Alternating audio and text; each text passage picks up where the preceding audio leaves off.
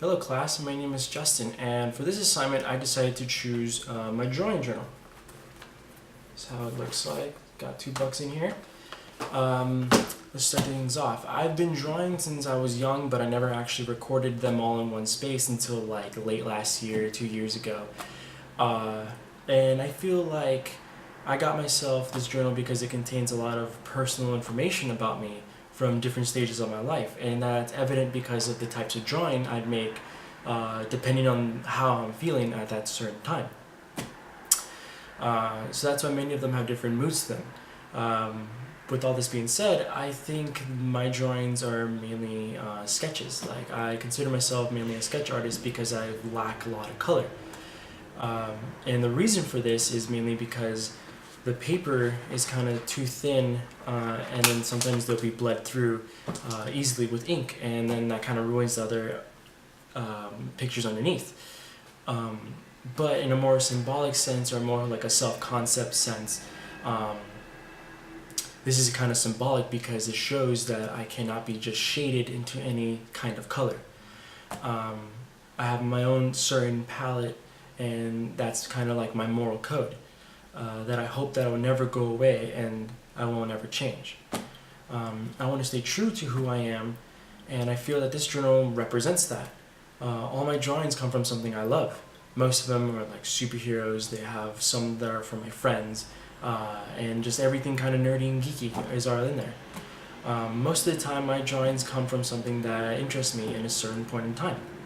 In terms of what this means for my own self-concept, I can be bold, funny, real knucklehead, emotional, and even original at times. I think I personally started seeing this way when I was and towards the part where high school was ending. Because at this point in time I was really afraid of what's next, what's to come. I didn't know who I can rely on but myself. And I started to reflect on what kind of person I wanted to be and what kind of person I am now. And as for who I think of, I like to think of characters like Tony Stark and even Naruto. I think the adjectives that I described earlier fall into those kinds of characters that I like to inspire to be. What's important for me is to never give up, no matter how tough, how rough things get. There's always an upside, and there will always be better days to come. So staying true to myself and not be afraid is what I think is really valuable.